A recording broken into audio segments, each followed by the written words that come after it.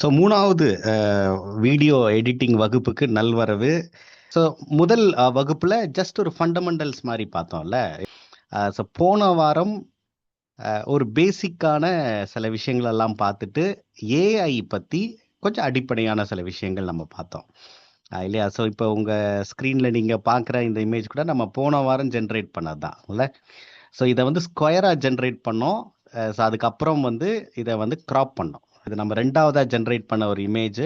So இந்த இமேஜுக்கும் இந்த இமேஜுக்கும் ஒரு பெரிய ஒற்றுமை என்னன்னா முகம் ஒரே மாதிரி இருக்கு இல்லையா? ஸோ அதுக்காக நம்ம இந்த ப்ராம்ப்டில் என்ன வார்த்தையை பயன்படுத்தணும்னு பார்த்தோம்ல, இதாக இருக்கும்.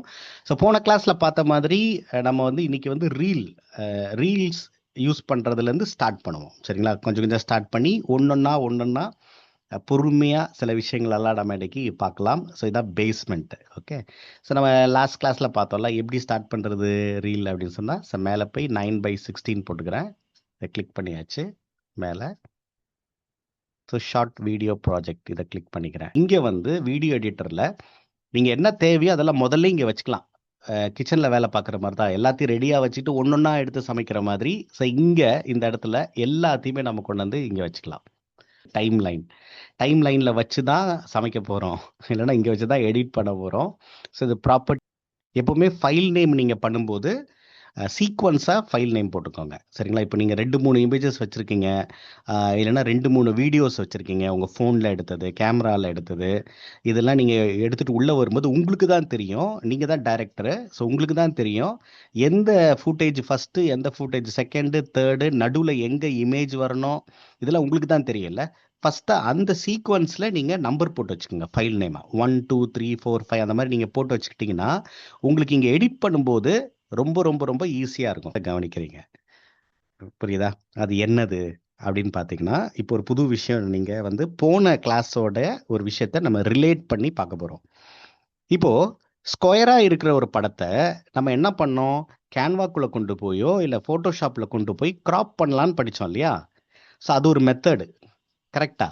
ஸோ ஒருவேளை உங்களுக்கு அந்த மாதிரிலாம் பொறுமை இல்லை, நீங்கள் வந்து டைரெக்டாக நான் வந்து உள்ளே க்ராப் பண்ணணும்னு நினச்சிங்கன்னா தாராளமாக க்ராப் பண்ணலாம். இங்கே மானிட்டரில் கவனிங்க. இந்த மானிட்டரில் ஸ்கொயர் ஃபோட்டோ அப்படியே வந்துருச்சு. மேலே பிளாக், கீழே பிளாக் இருக்குது, தெரியுதா? ஸ்க்ரீன் பார்த்தீங்களா? ஃபுல் பிளாக் வேர்ட்டிக்கலாக இருக்குது. இது எப்படி வந்தது அப்படின்னா, ஃபைலில் ப்ராஜெக்டில் போய் நம்ம ஒரு சைஸை சூஸ் பண்ணோம்ல, அதனால தான் இங்கே என்ன வந்துச்சுன்னா இதே மாதிரி வந்துருச்சு. ஆனால் நம்ம ஸ்கொயராக வச்சதுனால மேலே பிளாக், கீழே பிளாக் வருது. ஸோ இந்த இமேஜ் தனியாக நீங்கள் அந்த இமேஜையும் இங்கேயும் கிளிக் பண்ணலாம். பார்த்தீங்கன்னா இங்கே கிளிக் பண்ணனா அதை காட்டுதுல. ஸோ நீங்கள் எங்கே வேணாலும் மூவ் பண்ணிக்கலாம், எப்படி வேணாலும் மூவ் பண்ணிக்கலாம். ஃபோட்டோஷாப்பில் பண்ணுற மாதிரியே தான். இப்போது இங்கே வச்சு நீங்கள் இது இந்த இந்த ரெட்டு கலர் இருக்குது பார்த்தீங்களா? இந்த ரெட்டு கலர் லைன், இதை ரீடர்னு சொல்லுவாங்க.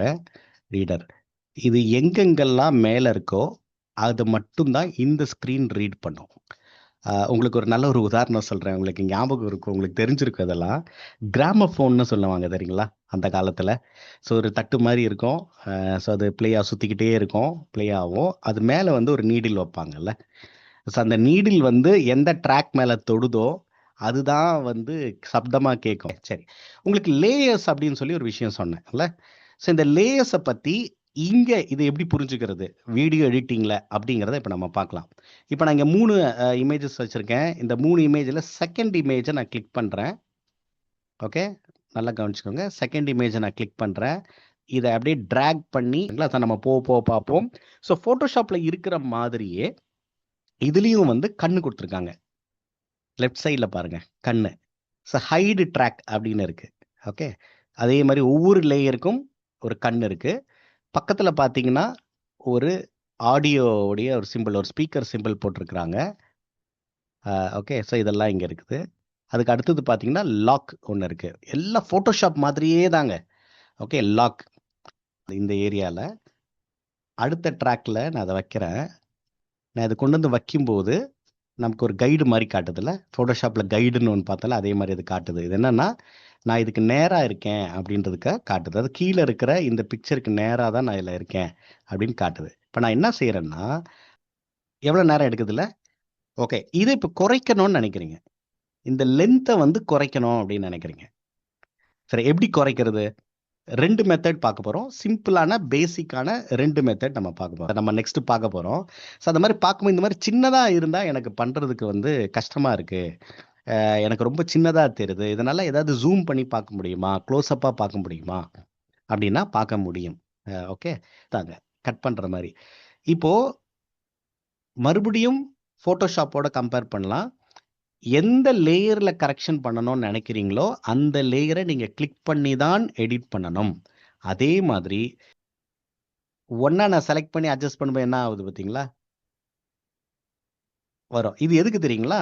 நீங்க ஒரே அளவுல வரணும்னு நினைக்கிறீங்க, குறைக்கணும்னு நினைக்கிறீங்க அப்படின்னா, இந்த மாரி நீங்க பண்ணிக்கலாம். இந்த ஃபுட்டேஜ் மேல இத வைக்கிறேன். இப்போ சைட்ல ப்ராப்பர்ட்டி அப்படின்னு இருக்கு பார்த்தீங்களா? ஸோ இத நீங்க கவனிங்க. ஸோ இதுதான் ப்ராப்பர்ட்டி ஏரியா. இந்த இமேஜ் சம்மந்தம் எந்த இமேஜ கிளிக் பண்றீங்களோ, அந்த இமேஜ் சம்பந்தமான ப்ராப்பர்ட்டீஸ் இங்க காட்டும். ஓகே. ஸோ ஃபோட்டோஷாப் மாதிரியே தான். இப்ப இதுல பார்த்தீங்கன்னா, அடுத்தது டிரான்சிஷன். டிரான்சிஷன்னா என்ன? முதல் நாள் வகுப்புல பார்த்தோம்ல. டிரான்சிஷன்னா என்ன? ஒரு படத்துலருந்து இன்னொரு படத்துக்கு மாறுறதுக்கான அ ஒரு சில எஃபெக்ட்ஸ். ஸோ இதுல இங்க நெறைய டிரான்சிஷன்ஸ் இருக்கு. ஸோ இந்த ஓகே. ஸோ இன்னைக்கு நம்ம இதுவரைக்கும் பார்த்தது, நீங்க மைண்ட்ல வச்சுக்க வேண்டிய ரொம்ப ரொம்ப முக்கியமான விஷயங்கள். ஓகே. இனி நம்ம அடுத்து ஒவ்வொரு எடிட்டிங்கையும் பார்க்கும்போதும், இன்னும் இதுல அங்கங்க இருக்கிற சில அம்சங்கள நம்ம ஒண்ணொண்ணா பார்ப்போம். ஸோ உங்களுக்கு ஹோம்வொர்க் என்ன அப்படின்னா, ஸோ அடுத்த கிளாஸ்ல இன்னும் கொஞ்சம் நெறைய விஷயங்கள் நம்ம பார்ப்போம். இது உங்க ஃப்ரீ டைம்ல உங்களுக்கு ஆல்ரெடி சாஃப்ட்வேர் குடுத்துருக்கு. ஸோ அந்த சாஃப்ட்வேர்ல வச்சு நீங்க இப்ப நம்ம இன்னைக்கு பார்த்த வரைக்கும் நீங்க ஒண்ணொண்ணா பிராக்டிஸ் பண்ணி பாருங்க. ஓகேங்களா? ஸோ மிக்க நன்றி. ஸோ இன்னைக்கு மீதி இருக்கிற நாள் இனிய நாளாக அமையட்டும். வீடியோ எடிட்டிங் கனவுகள். ஸோ அடுத்த கிளாஸ்ல சந்திக்கலாங்க. தேங்க் யூ உங்க எல்லாருக்குமே. பை பைங்க.